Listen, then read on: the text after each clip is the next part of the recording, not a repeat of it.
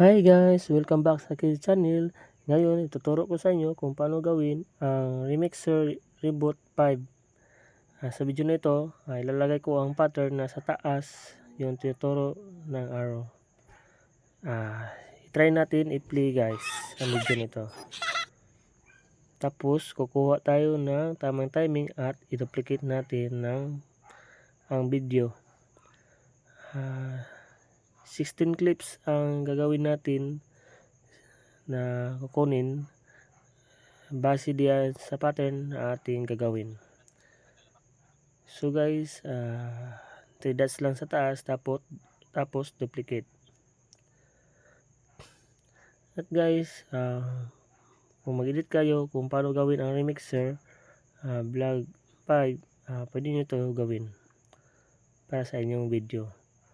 Tapos guys, change speech na tayo. Ayun, +1,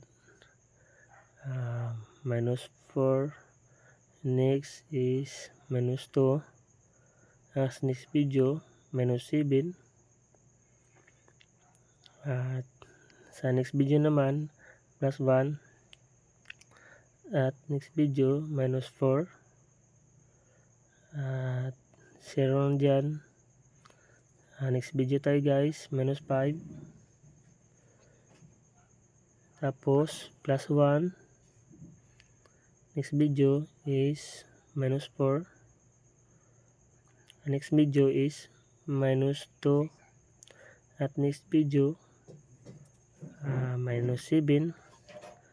Second to the last is +1, and the last video is -4. Para mas maganda tignan ang video guys, lagyan natin ng rotate and mirroring.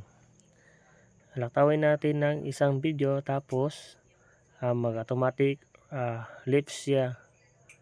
Yan lang, rotate tapos mirroring, rotate and mirroring, tapos rotate and mirroring. Last is i-rotate natin. Mali palang pindot. Yan. Pagkatapos guys, i-play natin. At yun guys, saktong-sakto kuha yung timing at yung kanyang pitch. Pwede nyo gawin guys yung nasa pattern sa taas para sa inyong video editing na pwede gamitin nyo sa paaralan. At sana guys, may matutunan kayo sa video nito. Salamat sa panood. Thank you. Bye bye.